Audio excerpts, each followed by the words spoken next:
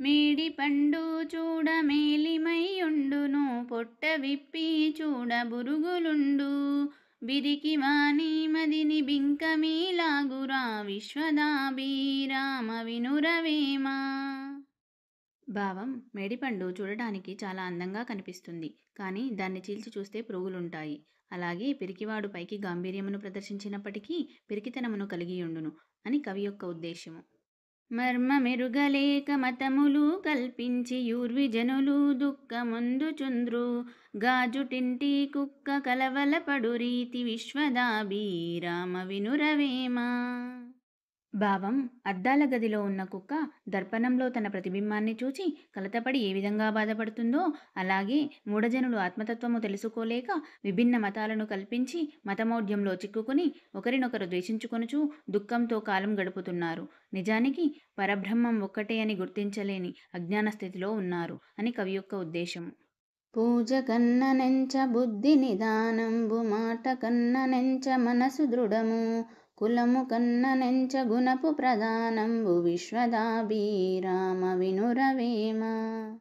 భావం: దేవుని పూజల కంటే నిశ్చలమైన బుద్ధి ఉండుట మంచిది, మాటలు చెప్పుట కంటే నిశ్చలమైన మనసు కలిగి ఉండుట మంచిది, వంశము యొక్క గొప్పతనం కంటే వ్యక్తి యొక్క మంచితనము ముఖ్యము అని కవి యొక్క ఉద్దేశం.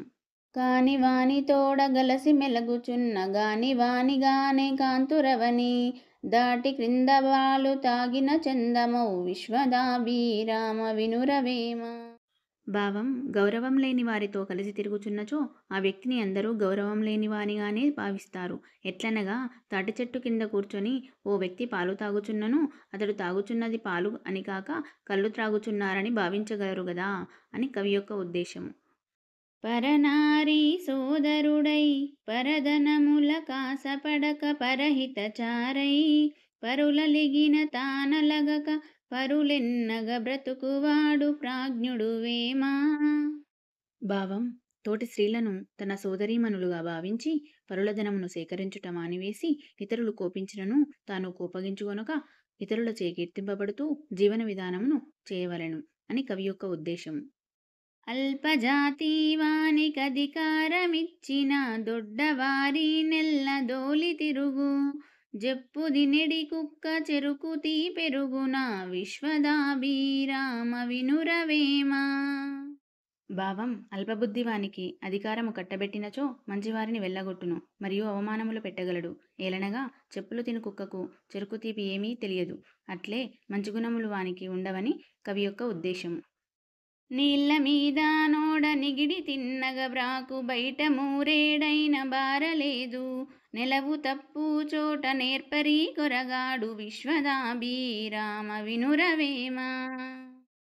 భావం: పడవ నీటి యందు చక్కగా నడుచును, భూమి మీద మూరెడైనను పోజాలదు, అలాగే స్థానబలము లేకున్నచో బుద్ధిమంతుడైనను మంచిని గ్రహింపలేరు అని కవి యొక్క ఉద్దేశం.